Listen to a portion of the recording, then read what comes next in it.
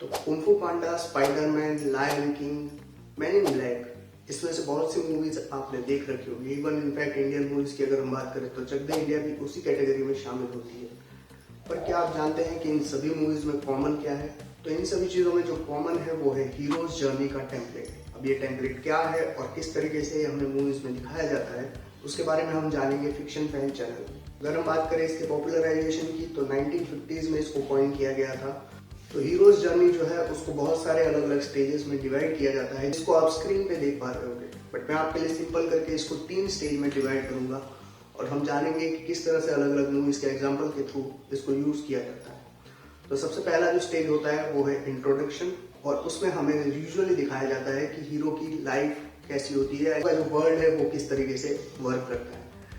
कई बार emotionally connect हो जाए ऑडियंस, इसके लिए इसको ऑर्फन भी दिखाया जाता है। ऑर्फन का मतलब सिर्फ ये नहीं होता कि उसको अनाथ दिखाना, जैसे लिटरली कुछ मूवीज जैसे कि बैटमैन बिगिंस, हैरी पॉटर, इन सब में दिखाया जाता है। बट कई बार इसको इस तरीके से भी दिखाया जाता है कि उसके पास पैसे नहीं है, या फिर उसके पास अपॉर्चुनिटीज नहीं है, या फिर वो बुली हो रहा है। एक और तरीका है ऑर्फन दिखाने का, जैसे कि मेरे वीडियोस के ऊपर व्यूज तो आ रहे हैं बट सब्सक्राइबर नहीं आ रहे या लाइक नहीं आ रहे, तो ये भी एक ऑर्फन दिखाने का तरीका है।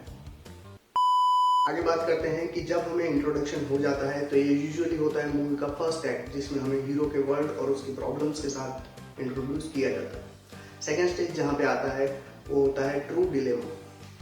तो ट्रू डिलेमा क्या होता है? तो यूजुअली हीरो के पास एबिलिटी होती है एक दूसरे वर्ल्ड में जाने की या फिर अपनी लाइफ को चेंज करने की, बट उसके सामने एक बहुत बड़ी प्रॉब्लम नजर आती है। अब जरूरी नहीं है कि हर बार इसको कोई प्रॉब्लम के साथ ही फेस किया जाए। तो हीरो जो है वो दूसरे वर्ल्ड में जाने के लिए कई बार किसी प्रॉब्लम के थ्रू या फिर कोई मेंटर के मोटिवेशन से ही या मेंटरशिप से ही आगे बढ़ता है। अगर प्रॉब्लम की बात करें तो जैसे स्पाइडरमैन में अंकल बेन की मौत एक ट्रिगरिंग पॉइंट हो जाता है।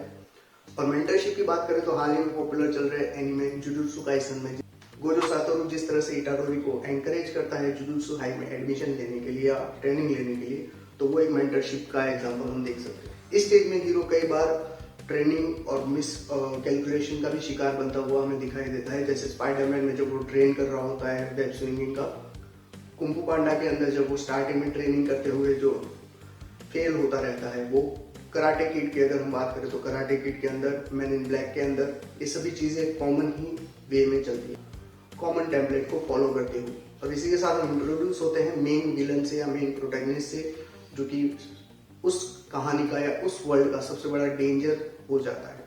जैसे स्पाइडरमैन मूवीज में ग्रीन गॉब्लिन का होना, हैरी पॉटर सीरीज में वोल्डेमॉर्ट का होना, इसी तरह की कुछ एंटागोनिस्ट हमें इंट्रोड्यूस कराए जाते हैं, जो कि हमें बताया जाता है कि कितनी बड़ी बातचीत है उस दुनिया के अंदर। जैसे स्टोरी आगे बढ़ती है तो ये होता है हमारा सेकंड स्टेज या सेकंड एक्ट, जिसमें कहानी आ जाती है जहाँ पे हीरो और एंटागोनिस्ट यानी हीरो और विलन की पहली आमने सामने टक्कर होती है। और इस टक्कर में यूजुअली हमें दिखाया जाता है कि किस तरह से हीरो जो है वो हार चुका होता है, या फिर दूसरा तरीका है कि हीरो के सामने एक ट्रू डिलेमा लाया जाए। तो इस तरीके से हमें यहाँ पे सेकंड स्टेज में, ये यूजुअली होता है इंटरवल के आसपास का हिस्सा, जहाँ पे मूवी में ट्रू डिलेमा या सेकंड एक्ट दिखाया जाता है, जहाँ पे पीटर पार्कर को पता चलता है कि ग्रीन गॉब्लिन उसके बेस्ट फ्रेंड का फादर है, या फिर लगान के अंदर भुवन के कैरेक्टर को पता चलता है कि गांव वाले उसके सपोर्ट में नहीं है।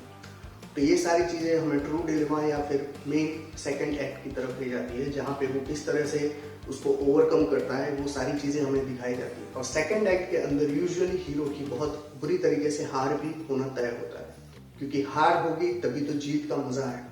फिर आता है मूवी का थर्ड एक्ट, जिसके अंदर हमें दिखाया जाता है कि किस तरह से सारी प्रॉब्लम्स को, सारे हर्डल्स को ओवरकम करके हीरो जो है वो एक फाइनल जर्नी की तरफ बढ़ता है, और एंड में एक बिग बॉस या फिर मेन विलन के साथ वो फाइट करता है, और उस फाइट में किस तरह से वो जीतता है।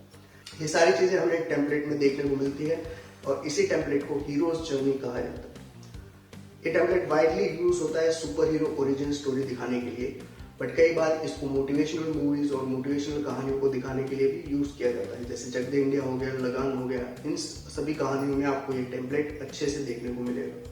तो आपने अब तक कितनी मूवीज देखी है जिसमें आपको ये टेम्पलेट आइडेंटिफाई हुआ है? कमेंट्स में जरूर बताइए।